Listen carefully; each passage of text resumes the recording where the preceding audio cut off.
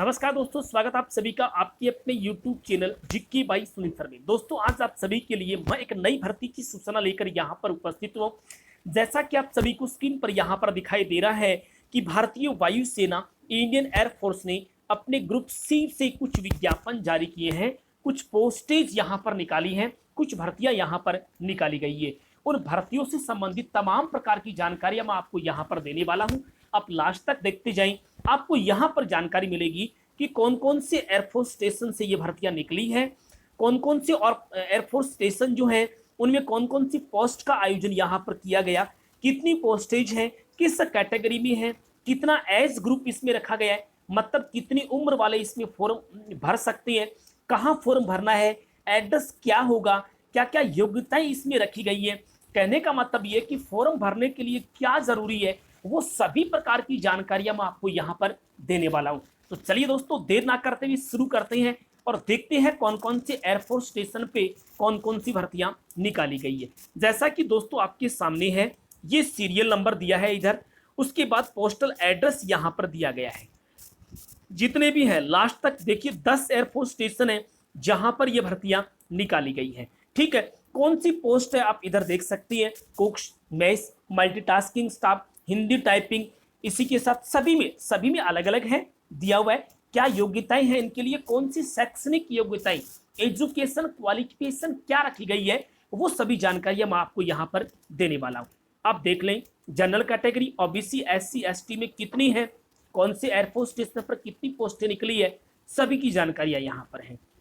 अब हम यहाँ पर बात करते हैं, मुख्य बात क्या है, तो वो ये है कि कौन सी पोस्ट के लिए कितनी एज ग्रुप होनी चाहिए, आपकी उम्र कितनी होनी चाहिए, तो वो यहाँ पर दिया है 18 से 25 साल के बीच होनी चाहिए। लेकिन जितना यहाँ पर जिस कैटेगरी को छूट दी जाती है उतनी छूट यहाँ पर दी गई है। एज में 3 साल की ओबीसी को है, 5 साल की एससी एसटी को है, अगर कोई फिजिकली हैंडीकैप्टेड है तो उसे 10 साल की छूटें दी गई है। अगर कोई एक्स सर्विसमैन है तो उसके लिए यहाँ पर देखिए जानकारी पूरी दी गई है। आप देख सकते हैं, डिपार्टमेंट एम्प्लॉय, अगर कोई डिपार्टमेंट एम्प्लॉय है जो फॉर्म भर रहा है तो 40 साल एज होनी चाहिए जनरल के लिए, 43 साल का ओबीसी के लिए और 45 ईयर का होना चाहिए एससी और एसटी के लिए। ठीक है, और age relaxation for the eligible candidate is per prevent government instruction, सरकार के दिशा निर्देशों के अनुसार जितनी एज में छूट मिलनी चाहिए उतनी छूट यहाँ पर आपको दी जाएगी। अब देखते हैं यहाँ पर दोस्तों क्या है। अब पोस्ट दी गई है एक साइड में, उसके बाद में ये तो पे स्केल दिया है, कौन से लेवल में रखेगा कोई बात नहीं, लेकिन इधर के साइड में आपको दिया है एजुकेशन क्वालिफिकेशन और एक्सपीरियंस से संबंधित जानकारी। जैसा कि मान लीजिए कोई फॉर्म भर रहा है, सुपरडेंट स्टोर का फॉर्म भर रहा है, तो उसके लिए उसे ग्रेजुएट होना आवश्यक है। ग्रेजुएट मतलब बीए बीएससी बीकॉम का होना क्या है, जरूरी है। ठीक है, और वह अकाउंटिंग डिपार्टमेंट्स को संभाल सकता है, उस प्रकार का एक एक्सपीरियंस उसके पास से होना चाहिए। अगर कोई विद्यार्थी लोअर डिवीजन क्लर्क एलडीसी का फॉर्म भर रहा है तो उसे 12वीं पास किसी भी मान्यता प्राप्त बोर्ड से होना चाहिए। टाइपिंग की स्पीड 35 वर्ड पर मिनट इंग्लिश में होनी चाहिए, 30 वर्ड पर मिनट जो है वो हिंदी में कंप्यूटर टाइपिंग की उसकी स्पीड होनी चाहिए। लेकिन एक खास बात आपको मैं बता देता हूँ, पहले टाइपिंग नहीं होगी, पहले आपके डॉक्यूमेंट चेक होंगे, उसके बाद आपकी एग्जाम होगी और उसके बाद आपकी वहाँ पर टाइपिंग का काम होगा। अगर आप आज टाइपिंग नहीं जानते हैं तो आपको 2 से 3 महीने का वक्त मिलेगा फॉर्म भरने के बाद, उस टाइम आप उसकी टाइपिंग को सीख सकते हैं। ठीक है, हिंदी टाइपिंग टाइपिस्ट बनना है तो उसके लिए 12वीं क्लास पास होना चाहिए, किसी भी बोर्ड से 12th होना चाहिए। ठीक है, हिंदी टाइपिंग 30 वर्ड्स होने चाहिए प्रति मिनट यहाँ पर, और वो भी कंप्यूटर पर उसे आनी चाहिए। कोई बात नहीं, भर सकती हो आप। स्टोर कीपर है तो 12वीं क्लास पास होना चाहिए, किसी भी बोर्ड से वो पास हो, और कीपिंग अकाउंट्स की जानकारी उसे होनी चाहिए। ठीक है, अगर वो सिविल मैकेनिकल ट्रांसपोर्ट ड्राइवर का फॉर्म भर रहे हैं तो यहाँ पर आप देख सकते हो 10वीं पास होना चाहिए, ड्राइविंग का लाइसेंस, और वो भी लाइट और हेवी दोनों होना चाहिए। आप देख सकते हैं यहाँ पर दिया हुआ है कि अगर वो सिविलियन मैकेनिकल ट्रांसपोर्ट ड्राइवर का फॉर्म भर रहा है, ऑर्डिनरी ग्रेड यहाँ पर है, तो उसके लिए 10th पास का होना जरूरी है। एक वैलिड सिविल ड्राइविंग लाइसेंस और लाइट एंड हेवी व्हीकल का उसके पास ही होना चाहिए, ये उसके लिए जरूरी है। कुक के लिए अगर वो फॉर्म भरता है, कुक के लिए अगर कोई विद्यार्थी फॉर्म भरता है तो 10वीं पास होना चाहिए और उसे उसके पास 1 साल का कैटरिंग का अनुभव का प्रमाण पत्र होना चाहिए। Experience certificate, 1 year experience certificate उसके पास होना चाहिए किसी भी कैटरिंग के क्षेत्र से। अगर वो पेंटर का फॉर्म भर रहे, वो कारपेंटर का फॉर्म भर रहे, तो दोनों के लिए 10वीं का होना जरूरी है। सबसे पहले 10वीं पास होना चाहिए। उसके बाद अगर वो पेंटर का फॉर्म भर रहा है तो इंडस्ट्रियल ट्रेनिंग इंस्टीट्यूट सर्टिफिकेट उसके पास होना चाहिए, पेंटर की ट्रेड से होना चाहिए और वो भी किसी मान्यता प्राप्त इंडस्ट्रियल एरिया से होना चाहिए। अगर वो कारपेंटर से भर रहा है तो वही बात है, उसे 1 साल का एक ऐसा सर्टिफिकेट उसके पास होना चाहिए जो कारपेंटर की जानकारी को प्रस्तुत करता है। Housekeeping, mess staff, multitasking staff की सभी की जानकारी यहाँ पर दी है। सभी में 10th पास होना क्या है, जरूरी है।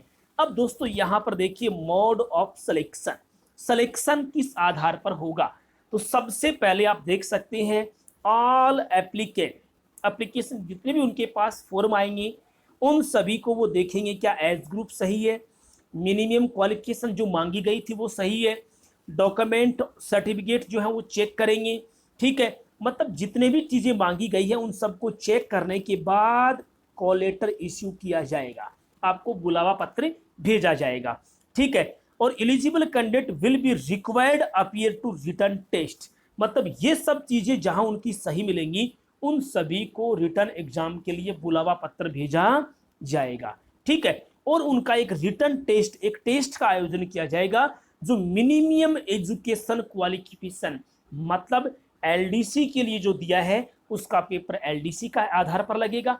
अगर कोई कुक की एग्जाम दे रहा है तो उसका पेपर कुक के आधार पर लगेगा। अगर कोई कारपेंटर के आधार पर दे रहा है तो उसकी एग्जाम कारपेंटर के आधार पर, सिलेबस के आधार पर लगेगी। अब देखते हैं क्या क्या आएगा उस एग्जाम में। अगर आप किसी ने एलडीसी लोअर डिवीजन कलरक का फॉर्म भरा है तो उसके लिए general intelligence, English language, numerical aptitude, general awareness, मतलब उसे मेंटेबिलिटी, रीजनिंग, मैथ्स के क्वेश्चन आएंगे, इंग्लिश के क्वेश्चन आएंगे और जीके से संबंधित क्वेश्चन उससे पूछे जाएंगे। तो पहले से तैयारी करना शुरू कर दो। फॉर स्टेनोग्राफर की अगर आप एग्जाम दे रही हैं, स्टेनोग्राफर से आपने फॉर्म भरा है तो जनरल इंटेलिजेंस और रीजनिंग, मतलब मैथ्स, मेंटेबिलिटी, रीजनिंग, उसी के साथ जनरल अवेयरनेस मतलब जीके से संबंधित और इंग्लिश लैंग्वेज से संबंधित आपका पेपर का आयोजन किया जाएगा। ये आपका सिलेबस रहेगा, उसकी तैयारी आप पहले ही कर लें।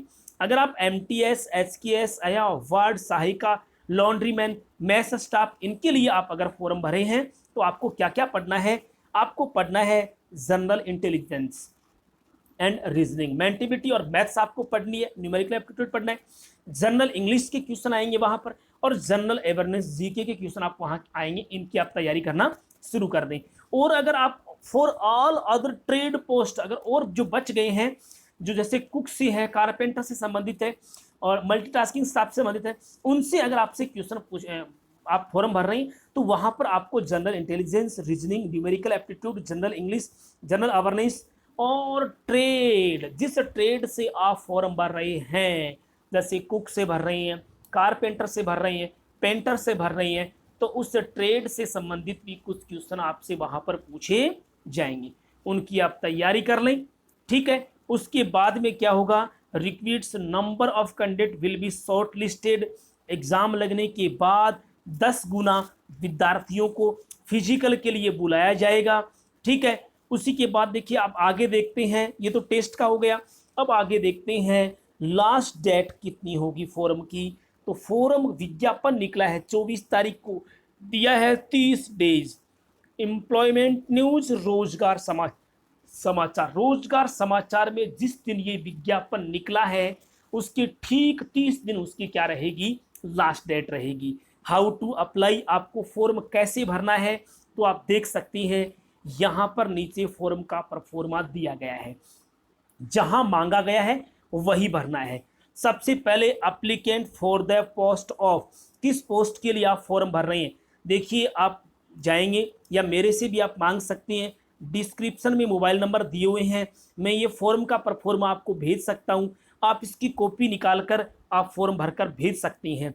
क्या क्या ज़रूरी है, आपको क्या करना है, सबसे पहले आप कौन सी पोस्ट के लिए फॉर्म भर रहे हैं, ठीक है, और कौन सी यूनिट के लिए भर रहे हैं। यूनिट का मतलब आप इधर देख सकते हैं, सबसे पहले ऊपर ये दिया है, यहाँ सबसे पहले ये जो है पोस्टल एड्रेस है, किसके लिए कहाँ के लिए आप भर रहे हैं, ये सूचना आपको वहाँ पर देनी है, ठीक है। उसके बाद देखिए आपको क्या करना है, उसके बाद आपसे मांगा है पोस्ट अप्लाइड फॉर, आप कौन सी पोस्ट के लिए अप्लाई कर रहे हैं, आप एलडीसी के लिए कर रहे हैं, आप कलरक के लिए कर रहे हैं, आप कुक्स के लिए भर रहे हैं, आप पेंटर के लिए भर रहे हैं, ठीक है, ड्राइवर के लिए भर रहे हैं, उसका नाम आपको यहाँ पर लिखना है। उसके बाद नेम ऑफ कैंडिडेट का लिखना है, मतलब खुद का नाम लिखना है, और ब्लॉक लेटर्स मतलब कैपिटल लेटर में लिखना है। उसके बाद अगले कॉलम में फादर्स नेम है, अगले कॉलम में आपको डेट ऑफ बर्थ लिखनी है। उसके बाद में एज लिखनी है आपको, लास्ट डेट का मतलब ये है कि फॉर्म की लास्ट डेट कितनी है, फॉर्म की लास्ट डेट वाले दिन तक आप कितने साल के, कितने महीने और कितने दिन के हो गए हैं, वो निकाल के आपको यहाँ पर लिखना है। यहाँ पर आपका एड्रेस लिखना है। उसके बाद में आपको आगे अपना परमानेंट एड्रेस लिखना है, यहाँ पर देखिए परमानेंट एड्रेस है वो लिखना है। उसके बाद कास्ट लिखनी है, जनरल से है, ओबीसी से है, एसटी से है, वो सभी जानकारी आपको देनी है। लेकिन देखिए अटैच सेल्फ अटेस्टेड सर्टिफिकेट, ये आप लिख रहे हैं जनरल, ओबीसी, एससी, एसटी से लिख रहे हैं, लेकिन इस फॉर्म के साथ आपको अपने जाति प्रमाण पत्र की एक फोटोकॉपी जो खुद का सिग्नेचर करके सत्यापित करके आपको भेजनी है। उसी प्रकार से एजुकेशन क्वालिफिकेशन, यहाँ पर जो आप 10th पास हैं या आप 12वीं पास हैं या आप बीएससी संबंधित भर रहे हैं तो वो आपको यहाँ पर लिखना है। लेकिन देख सकते हैं आप यहाँ पर attach education certificate self attested, अगर आप 10वीं पास भर रहे हैं तो 10वीं की मार्कशीट की फोटोकॉपी खुद का सिग्नेचर करके आपको भेजनी है। अगर आप 12वीं पास हैं तो 12वीं की मार्कशीट की कॉपी आपको वहाँ पर सेंड फॉर्म के साथ लगाकर भेजनी है। एनी अदर क्वालिफिकेशन या एक्सपीरियंस आपके पास है तो उसकी जानकारी आपको यहाँ पर देनी है, उसकी फोटोकॉपी भी सेल्फ अटेस्टेड करके आपको साथ में लगानी है। आप कौन सी कैटेगरी के लिए फॉर्म भर रहे हैं उसकी जानकारी आपको यहाँ पर देनी है। टेक्निकल ट्रेनिंग एक्सपीरियंस है उसकी जानकारी आपको यहाँ पर देनी है। डोमिसियल का मतलब है मूल निवास, आप कहाँ के रहने वाले हैं, उस मूल निवास की फोटोकॉपी लगानी है और यहाँ पर उसको संबंधी जानकारी देनी है। अगर कोई यहाँ से संबंध रजिस्टर्ड विथ एनी एम्प्लॉयमेंट, अगर पहले से कोई सर्विस कर रहा है तो उसकी जानकारी आपको यहाँ पर देनी है। यहाँ पर खुद की सिग्नेचर करनी है, यहाँ पर दिनांक लगानी है। इसमें आपको कुछ नहीं करना है, ये काम डिपार्टमेंट करेगा, आपको कुछ नहीं लगाना है। यहाँ आपको अपनी फ़ोटो चिपकानी है, नई फ़ोटो, और वो भी खुद के द्वारा सत्यापित करके आपको यहाँ पर लगानी है। एक फ़ोटो यहाँ भी आपको सत्यापित करके लगानी है। 2 फोटो आपको क्या करनी है, देखिए यहाँ पर लिखा हुआ है, यहाँ पर लिखा हुआ है देखिए 2 पासपोर्ट साइज फोटोग्राफ, 2 फोटो वही जो आपने चिपकाई है उसी के साथ की 2 फोटो आपको साथ में अटैच करके भेजनी है लिफाफे में, ठीक है। और लिफाफा जो आप ले रहे हैं जिसके अंदर आप अपना फॉर्म, अपनी फोटोकॉपीज, डॉक्यूमेंट भेज रहे हैं, उस लिफाफे के ऊपर आपको application for the post of, किस पोस्ट के लिए भर रहे हैं यहाँ नाम लिख दें और आपकी कैटेगरी यहाँ पर लिखेंगे आप सबसे पहले ऊपर, ठीक है। बाकी सभी डॉक्यूमेंट यहाँ पर आपको देने हैं। एक बात का ध्यान रखना है कि देखिए यहाँ पर एक बात दी हुई है, वो देखिए registered post, speed post, courier will not be accepted. ये फॉर्म भर के जो आपको भेजना है वो स्पीड पोस्ट से नहीं भेजना है, वो आपको यहाँ पर रजिस्टर्ड डाक से नहीं भेजना है, वो आपको कोरियर से नहीं भेजना है, वो आपको सामान्य डाक के द्वारा वहाँ पर सेंडिंग करना है। तो दोस्तों आज के लिए सिर्फ यही जानकारी, इतनी ही जानकारियाँ हैं। अगर आपको इसी प्रकार की और भी जानकारी प्राप्त करनी है तो आप हमारे चैनल को सब्सक्राइब कर लें, बेल आइकन को प्रेस कर लें ताकि जब भी नई भर्तियाँ आए आपके पास इसका नोटिफिकेशन पहुंच जाए, आपके पास सूचनाएं पहुंच जाए। ठीक है दोस्तों, आज के सिर्फ इतना। आप सभी का बहुत बहुत धन्यवाद। Thank you. जय हिंद, जय भारत, वंदे मातरम।